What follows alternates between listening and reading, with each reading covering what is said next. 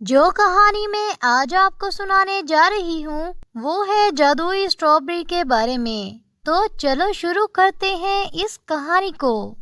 दोस्तों, अगर अभी तक आपने हमारे चैनल को सब्सक्राइब नहीं किया तो हमारे चैनल को सब्सक्राइब कर लें और बेल आइकन पे प्रेस कर लें ताकि हमारे आने वाली हर नई वीडियो का नोटिफिकेशन आपको सबसे पहले मिल सके।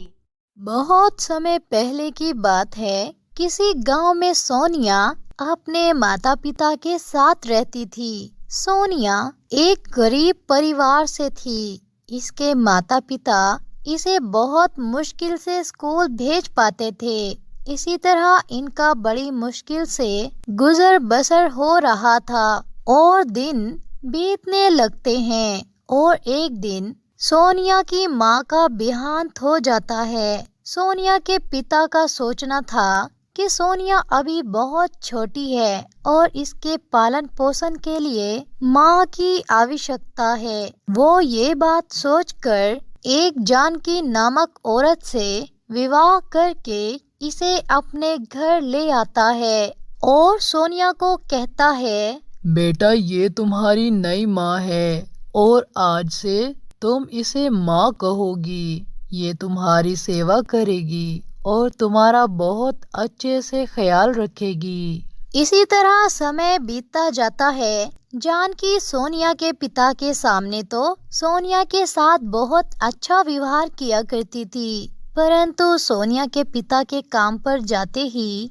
वो सोनिया के साथ नौकरों सा व्यवहार किया करती थी और इससे घर के सारे कामकाज करवाया करती थी। इसी तरह सोनिया जो कि स्कूल में पढ़ा करती थी, वो एक दिन अपनी किताबें उठाकर पढ़ने बैठती है तो जानकी इसे कहती है, बात सुन लड़की, तूने पढ़ लिख कर कोई अफसर नहीं बनना। चल मेरे पाँव दबा और इन किताबों को वापस रख दे। तुम्हें पढ़ने की कोई आवश्यकता नहीं और बेहतर यही होगा कि तुम घर के सारे कामकाजों को बहुत अच्छे से जान लो। परंतु माँ जी, मैं तो अपने कल के लिए होमवर्क कर रही हूँ। अगर मैंने समय पर अपना होमवर्क ना किया तो मुझे स्कूल में मार पड़ेगी और पूरी क्लास के सामने मेरी बहुत ज्यादा बेइज्जती होगी। इसलिए मैं नहीं चाहती कि मुझे मार लगे और मुझे पूरी क्लास के सामने शर्मिंदा होना पड़े। इसीलिए मैं अपना होमवर्क मुकम्मल कर रही हूँ। मैं आपके पाँव थोड़ी देर में दबा दूंगी। तभी जानकी सोनिया के मुंह पर थप्पड़ मारती है और कहती है, तेरी इतनी हिम्मत जो तू मेरे आगे जबान चलाएगी। ये पढ़ाई वढ़ाई सब छोड़ दो, ये तो सब एक बहाना है। चल मेरे पाँव दबा। सोनिया के पास शांत रहने के सिवा कोई चारा नहीं था, क्योंकि सोनिया के पिता के सामने तो जानकी बहुत ही शरीफ बनी रहती थी और वो सोनिया को कुछ भी नहीं कहती थी। इसी तरह समय बीतने लगता है और एक दिन सोनिया का पिता भी समय की भेंट चढ़ जाता है। अब सोनिया अपनी सौतेली माँ के साथ अकेली रह गई थी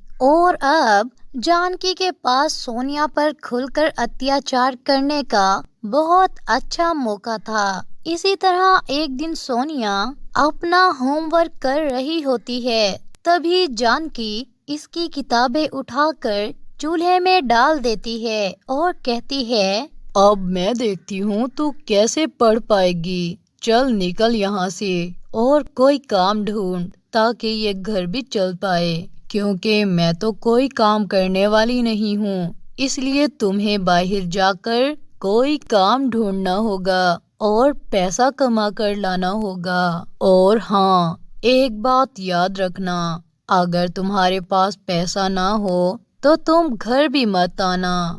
अपनी सौतेली माँ जानकी की बात सुनकर सोनिया बहुत ही निराश हो जाती है। इसी तरह सोनिया गांव में काम की तलाश में निकल पड़ती है और एक नदी किनारे बैठकर अपने माता पिता को याद करके बहुत रोती है। तभी आसमान से एक परी गुजर रही होती है और वो सोनिया को रोते देखकर इसके पास आती है और कहती है, ए नन्ही लड़की, तुम क्यों रो रही हो?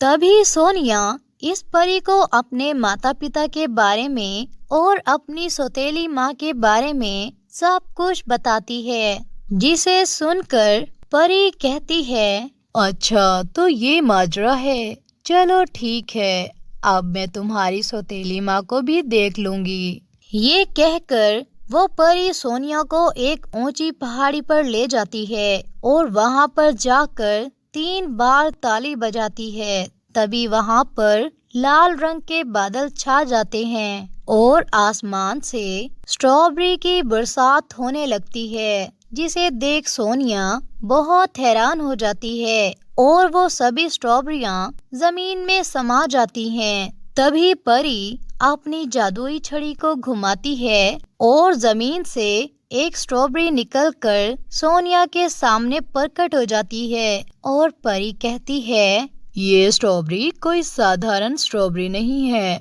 बल्कि ये जादुई स्ट्रॉबेरी है। तुम इसे अपने पास संभाल कर रखना और तुम्हें जिस चीज की भी आवश्यकता हो तुम इस जादुई स्ट्रॉबेरी से मांग लेना, ये तुम्हें निराश नहीं करेगी। इस तरह सोनिया इस परी का धन्यवाद करके और इस स्ट्रॉबेरी को लेकर अपने घर की ओर चल पड़ती है। तभी रास्ते में वो इस स्ट्रॉबेरी से कुछ पैसे मांगती है, क्योंकि इसकी सौतेली माँ ने बिना पैसों के सोनिया को घर नहीं घुसने देना था। तभी स्ट्रॉबेरी से कुछ पैसे निकलकर सोनिया के हाथ में आ जाते हैं और सोनिया इन्हें लेकर अपने घर चली जाती है। जब सोनिया की सौतेली माँ सोनिया के हाथ में पैसे देखती है तो वो पूछने लगती है, ए लड़की, तुम्हारे पास ये पैसे कहाँ से आए?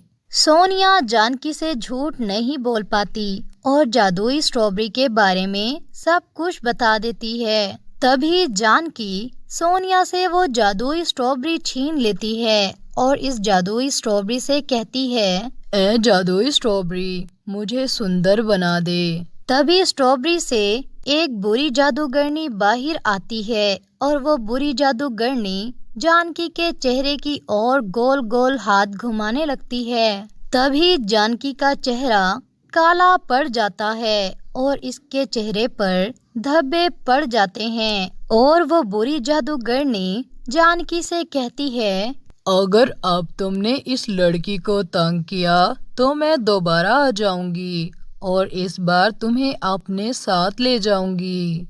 ये कहते ही वो बुरी जादूगरनी वहाँ से गायब हो जाती है और जानकी को अपनी गलती का पछतावा हो जाता है और जानकी सोनिया से हाथ जोड़कर माफी मांगती है और सोनिया, जो कि बहुत ही दयालु और संस्कारी लड़की थी, वो अपनी सौतेली माँ जानकी को माफ कर देती है, जिसके बाद वो दोनों हंसी खुशी अपना जीवन व्यस्त करने लगते हैं।